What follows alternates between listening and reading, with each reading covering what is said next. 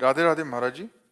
महाराज जी, ये कह रहे हैं कि इन्होंने युवावस्था में किसी के प्रवचनों से प्रभावित आके घर वालों के विरोध में जाकर शरणागति प्राप्त की थी, परंतु बाद में पता चला कि वहां स्त्री शरणागत जीव को तन का समर्पण करना होता है प्रेम दान के नाम पर। महाराज अभी मैंने छोड़ दिया, बट अपराध तो नहीं लगेगा? कौन से शास्त्र में लिखा है भ्रष्ट आचरण? अरे गुरु बनाया जाता है, भगवान का नाम जप करो, भगवान के मार्ग में चलो, अपने तुम चलो, दूरी तुम रहो।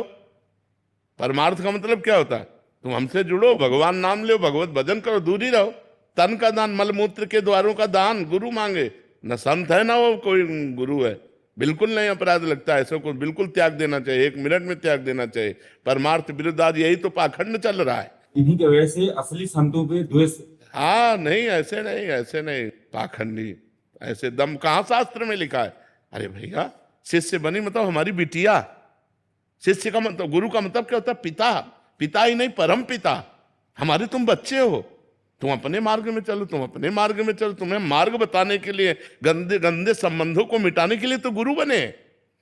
काम क्रोध पर विजय प्राप्त कराने के लिए तो गुरु बने। ऐसा कौन सा शास्त्र कहता है? ऐसा कौन सा समर्पण कहता है? ऐसा कौन सा गुरु मार्ग कहता है? हमें बतावा करके मनमानी आचरण, ऐसे पाखंडियों से दूर रहना चाहिए। शरीर समर्पण का मतलब समझ लो, पहले समझ लो।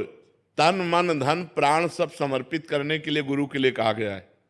कहा गया है कि जो तन है उसके समर्पण का मतलब आज से हम गुरु की आज्ञा के अनुसार क्रिया करेंगे। शरीर से हम मनमानी पापाचरण नहीं करेंगे, तन समर्पण है। तन समर्पण का मतलब है कि आज से हमारे शरीर से वही कर्म होगा जो शास्त्र आज्ञा करता है, गुरु आज्ञा करता है। ये तन समर्पण है। मन समर्पण है कि मन से मैं वही सोचूंगा अब जो गुरुदेव ने बताया है। अब हमारा मन संसार को नहीं सोचेगा, प्रिया प्रीतम को सोचेगा। वाणी से हम गुरुदेव के द्वारा बताए हुए नाम जप करेंगे, कीर्तन करेंगे, भगवत कथा। ये समर्पण है। ये समर्पण के, ये कोई समर्पण की बातें, गंदी बातें हैं। ऐसी गंदी बात अगर किसी को कहीं भी दिखाई दे तो तत्काल दूरी हो जाओ, कोई अपराध नहीं लगेगा। वो कोई गुरु नहीं, वो कालने में बैठा हुआ है पाखंड का रूप लिए हुए, वो गुरु नहीं है। गुरु वही है जो असत मार्ग से हटाकर सत मार्ग में लगावे, जो गंदी बातों से हटाकर तुम्हें अच्छी बातों में लगावे। जब गुरु से तुम कहो कि महाराज मेरे अंदर गंदी बात आ रही, तब उतनी सामर्थ्य उसके हो कि वो तुम्हारी गंदी बात हटाने की बात कह के तुम्हें सतमार्ग में चलावे, ना कि गंदी बात सुनकर तुम्हारा शोषण कर ले। वो गुरु नहीं, वो पाखंडी है, वो नाटकी, वो मायावी है। ऐसे लोगों से दूर रहना चाहिए। ऐसा सतमार्ग नहीं होता। महाराज जी, गुरु सही और शिष्य कोई विद्रोह करे तो गुरु का कोई फर्क नहीं पड़ सकता। उस शिष्य का विरोध महाराज जी हम सांसारिक लोग कर सकते हैं, जो शिष्य गुरु का विरोध करे अपने आप वो बुझ जाएंगे, विरोध करने की जरूरत ही नहीं होती। आकाश में कोई थूक कर गंदा करना चाहे, मुंह अपना करेगा, बिल्कुल नहीं। देखो, संतों की निंदा लोग करते हैं, बड़े बड़े संतों की निंदा होती, वो निंदा करके अपना नाश कर लेते। संतों को कुछ होता है क्या?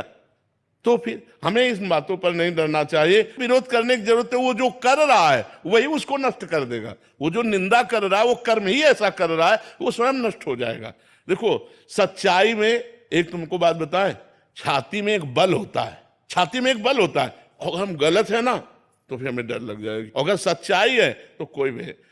देखो, गलती किसी से भी हो सकती है। गलती होना, हम इस बात में क्यों नाराज हुए?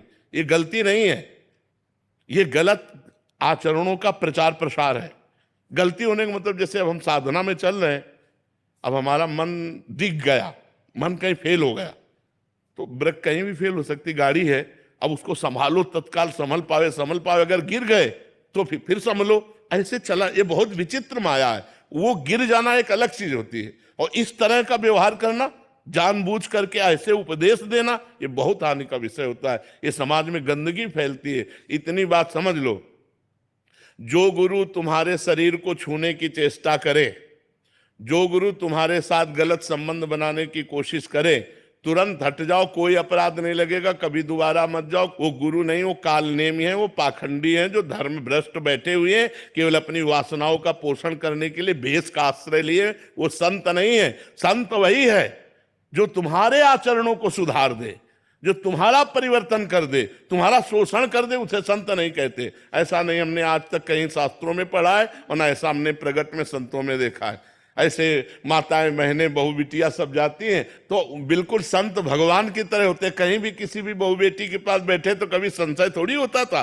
नहीं, ऐसे कभी आचरण नहीं सुने गए। ये सब नए नए जो अपनी वासनाओं की पूर्ति के लिए भेष बना लेते हैं पाखंड में, वही लोग ऐसा करते हैं। सच्चे मार्ग का पथिक संत ते होए न कारज हानि, भूल न देह कुमारग पाऊं, संतों के लिए लिखा है। ऊसर बरसई तृण नहीं जामा, संत हृदय जिम उपज न कामा। सच्चे गुरु की और सच्चे संत की पहचान क्या है महाराज? जिनके पास जाने से भगवान का स्मरण होने लगे और सब आचरणों में सुधार होने लगे, बिना किसी प्रयास के सब आचरणों में सुधार होने लगे, सच्चे संत की ये पहचान है।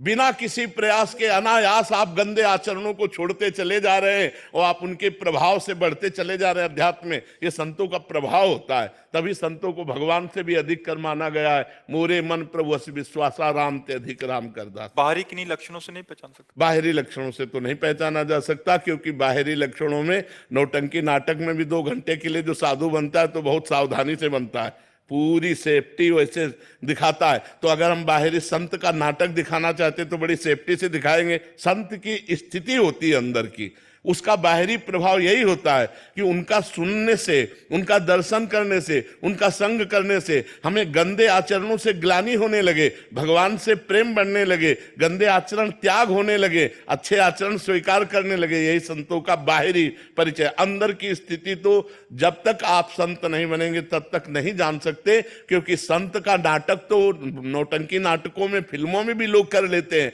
तो संत का नाटक करने के लिए थोड़ी देर गंभीर रहना, रो देना, ऐसा बनना, ये तो हो सकता है, नाटक से भी हो सकता है। लेकिन वास्तविक अंदर क्या है ये तो वही जान सकता है जो उस कोटि का संत हो। तो देखते ही पता चल जाएगा कि नौटंकी नाटक कर रहा है या सच्चा है, या भगवान जानते हैं और या कोई उच्च कोटि का संत जानता है। दूसरा संतों को नहीं पहचाना जा सकता। सच्चे संत हमें मिले, इसके लिए हमें क्या भगवान से प्रार्थना करनी चाहिए कि हे भगवान मुझे सच्चे संत मिले। और जब भगवान कृपा करते, जब द्रवहि दीन दयालु राघव तो साधु संगति पाइए। जब भगवान कृपा करते तब संतों का संग प्राप्त होता है। भगवान जिन गुरु को हम प्राण मानते हैं, रब्बर परमात्मा मानते हैं, उनकी कोई निंदा करते क्रोध अपने आप आ जाता है। गुरु नहीं, सुनना चाहिए, छोड़ देना चाहिए। बातुल भूत विवश मतवारे, ते नहीं बोले वचन विचारे। ये मूर्ख लोग, पागल लोग बोलते रहते हैं। देखो, संत की बाहरी बातों की ही प्रशंसा और निंदा होती है, आंतरिक स्थिति को तो कोई जान नहीं सकता।